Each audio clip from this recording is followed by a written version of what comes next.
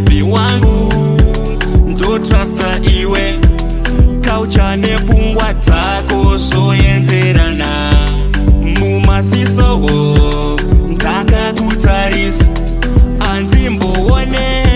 ndichikurasisa mudiwa bebi ndinokuda iwe kusvika kumagumo ndingori newe kana papi na mama vakada iwe zvimwe ndezvamwari vakandipa iwe bebi wangu ndo trusta iwe kauchane pfungwa dzako zoenzerana mumasisowo ndakakutarisa ndopika naMwari atiparadzane mashoko avowo usalotserere vanouya bebi semombe mombe mumoyo mavowo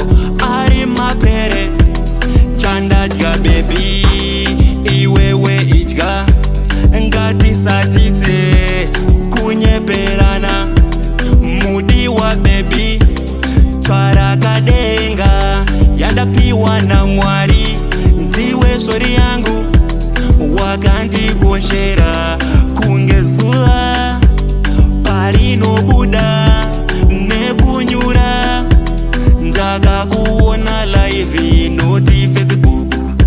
ndakakuvimba